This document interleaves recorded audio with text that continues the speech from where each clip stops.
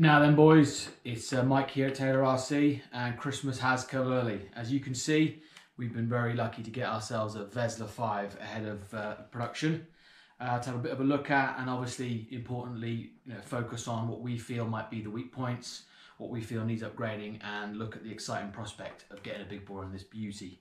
But first impressions, I mean, hopefully it's coming across on camera. This thing is a beast. I mean, it's just got all the sex appeal that a 5th scale needs. It's got true scale look.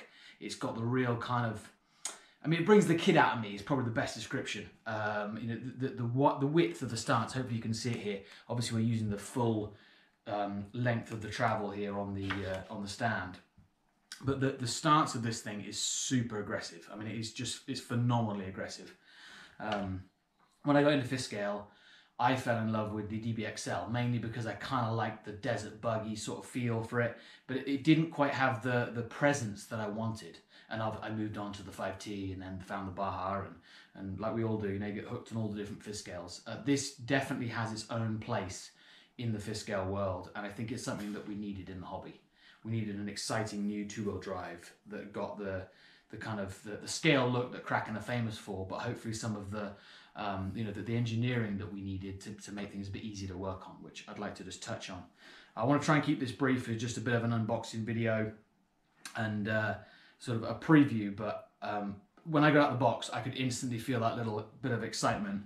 I was starting to get a hard on, and it is quite an impressive vehicle. So let's just run through a few things specific to Taylor. Obviously we'll be stocking these, both the gas and the electric model. Quite nice to see a modern sort of niche electric vehicle with two-wheel drive coming out, so I think that that's going to be popular as well. But obviously we're focused on the gas side of things, as that's our kind of specialty. And as many of you hopefully have found out now, we make some seriously good quality upgrades, which we will be looking at this rig very sort of seriously in that regard. Shout out to Rob and Melissa at Kraken RC. We're so grateful for the opportunity to work with them, but also to get this truck ahead of time so that we can try and form our own opinion on it. Maybe give you some honest feedback on things that we don't like, but how we're going to fix them. There's nothing in 5th scale that can't be done. I think the biggest thing that I fell in love with 5th scale was the engineering side of it, and obviously for me, I'm lucky enough to have a job where I get to try and solve some of those problems. But I know some of you guys just love working on the cars and overcoming your own issues that you find as you bash with them. So we are here behind this rig all the way. Anything that it needs, it's going to get a lot of Taylor RC love. Let's just look at the sort of the rear end for a minute here. Hopefully you're able to get a close enough view. We're going to get the cage off. In fact, we're going to strip the car right down and show you our feedback as to what it all looks like when you get down into it. So for the minute, I'll try and keep this brief, but the position of the engine is very, sort of inspired by the Baja platform, as Kraken have said, which is no bad thing. There's a lot of things that the Baja got right. We all love the Baja. It's just a phenomenal rig. I'll always love it. The first impression is this is going to be so much easier to work on. Yeah, it's got the super durable, Kraken's DuPont cage with the Class 1 body panels. And I must admit, this front end, hopefully this comes across right. I mean, that's just, look at that. That's crazy. It's just so aggressive, and the width of it is fits the body as well. But yeah, if we come back to here, in terms of working on the rear end here, my first impressions when I got out of the box, had a couple of minutes to get over the excitement. The way that the transmission is done here, with like a one-piece kind of gear plate clutch carrier assembly, once I got my head around it, that's actually going to be really good for us. Certainly when it comes to putting a big bore in there, it means that if we remake that whole piece, we're going to be able to incorporate something that's unbelievably strong attachment between the engine and the rear drive of the car, where all the torque of the engine is trying to rip it apart. This whole thing is going to be just joined into one absolutely bulletproof lump. What hopefully should give us the chance to do is have a really kind of like drop-in feel, so we're not sort of hacking around at stuff when you put your, say you choose, personally for me, as soon as I saw this rig, I just thought 50 GT. It's one of our most famous engines. Lots of you guys have tried it, and it's just a phenomenally powerful engine. It's certainly the king of the 50cc class. This thing is just crying out for that. So I straight away, you know, could see how we could get a platform in there, like a drop-in fitment kit for that engine, where it's just going to be like putting it in like butter.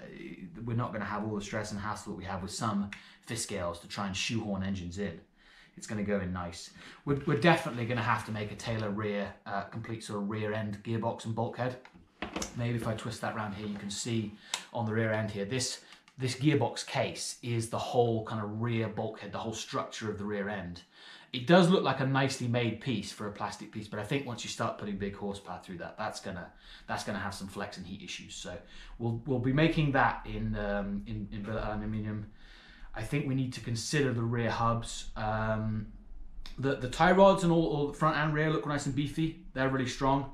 I might think about some chassis braces and shock towers that we'll have a look at. So sort of keep an eye out for those. But I think the main thing there is going to be on like transmission related. So we'll do a gearbox. We can look at the internal gears in there. They're very similar to most Fiskales. They're like a high quality powdered metal gear. We can look at some machined steel gears of those. I might get Blackbone involved. We can get some really high quality gears done. The drivetrain itself has got some pretty beefy looking drive shafts. They're so long, which gives the proportional view of them, but they are still pretty beefy. 5mm pins. These are going to be great for all your 34, and like the Taylor 35 is going to be a great engine option for this. We'll make sure that there's pipe availability. You know, this is crying out for a side pipe. You know, just a nice big side pipe sat down here. We've got loads of room. The Stinger can exit out of here. Plenty of places to mount it from. That shouldn't be an issue at all. In fact, there's actually quite a lot of room here between the engine and the rear shock tower, so we should have good room to work for big bore exhausts. I'm not, from what I've seen to start with, I'm not concerned that we're going to have any fitment issues here for big bore engines, so that's exciting.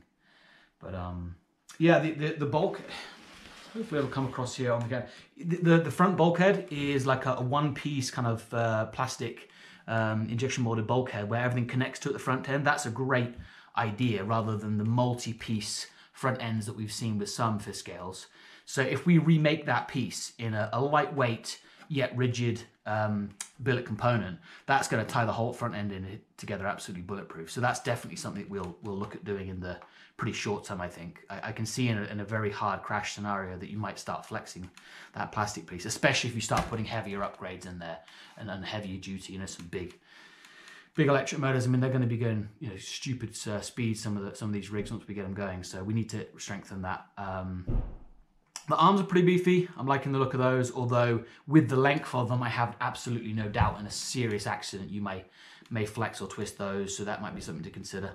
Shocks look great. It's got the proven Vector big bore shocks on there, so I have no complaints in the shock department.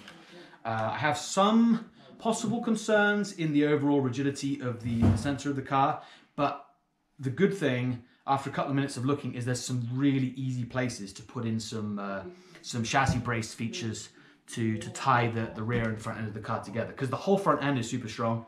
The rear end is really strong, and we've just got a bit in the middle here where it is a 5mm chassis and it's wide. It is a very wide chassis base, so it's going to be pretty damn strong. But I'm fairly sure that once we get some large big bore engines in here, you know, with huge amounts of torque, we may need to look at some central chassis bracing. So that's something that I'll probably jump on within the next week or so and start designing some braces there. But generally speaking, Kraken, you've done a great job. We've got an incredibly good looking Fiskale, and we've got something that's going to be easy to work on, which is good.